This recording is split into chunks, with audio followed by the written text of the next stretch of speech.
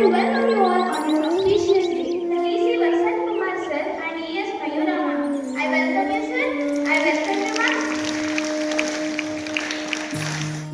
ಅರಳುವ ಹೂವುಗಳ ಪ್ರೀತಿಸಿರಿ, ಮರವ ಪರಿಸರವ ನೀವು ರಕ್ಷಿಸಿರಿ, ಚಿಗುರಿದ ಹಸಿರೆಲೆಯ ಚುಂಬಿಸಿರಿ, ವನದೇವಿ ಸಿರಿಯ ನೀವು ಪೂಜಿಸಿರಿ.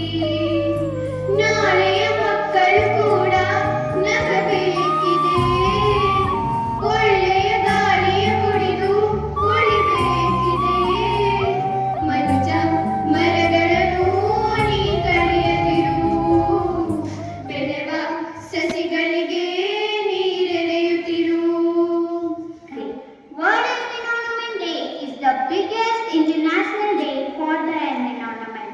Observed annually on June 5th, this event brings together millions of people across the globe in a shared mission to safeguard and restore our planet.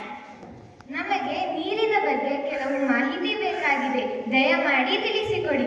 ಆಗಲಿ, ತಿಳಿಸಿಕೊಡುತ್ತೇನೆ. ನೀರು ಸಮುದ್ರದಿಂದ ಹುಟ್ಟಿ ಸಮುದ್ರವನ್ನು ಸೇರುತ್ತದೆ.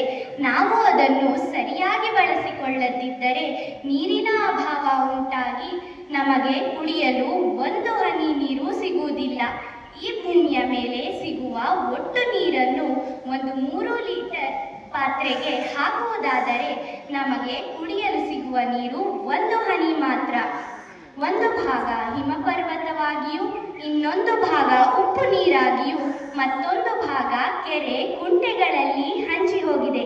ಆದ್ದರಿಂದ ನಾವು ಮಳೆಗಾಲದಲ್ಲಿ ನೀರನ್ನು ಸಂಗ್ರಹಿಸಿ ಇಟ್ಟುಕೊಳ್ಳಬೇಕು.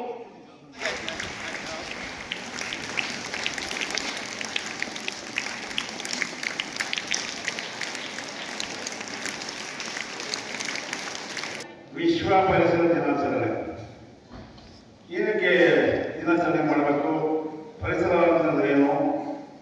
ಪರಿಸರ ನಾವೇನು ಮಾಡ್ತಾ ಇದ್ವಿ, ಚೆನ್ನಾಗಿದೆಯಲ್ಲ ಅಂತ ನೀವು ಅನ್ಕೊಂಡಿರ್ಬೋದು. ಇದು ಸುಮಾರು 50 ವರ್ಷಗಳ ಹಿಂದೆ 1972ರಲ್ಲಿ ಸ್ವೀಡನ್ನಲ್ಲಿ ಒಂದು ಪರಿಸರದ ಬಗ್ಗೆ ಒಂದು ಜಾಗೃತಿ ಸಮ್ಮೇಳನವನ್ನು ಏರ್ಪಡಿಸಿರ್ತಾರೆ.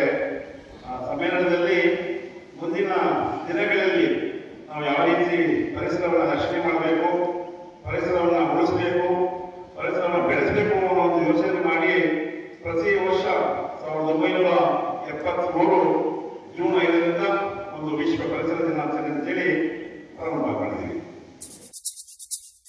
ಮನೆಗೊಂದು ಮರ ಊರಿಗೊಂದು ವನ, ಮನೆಗೊಂದು ಮರ ಊರಿಗೊಂದು ವನ.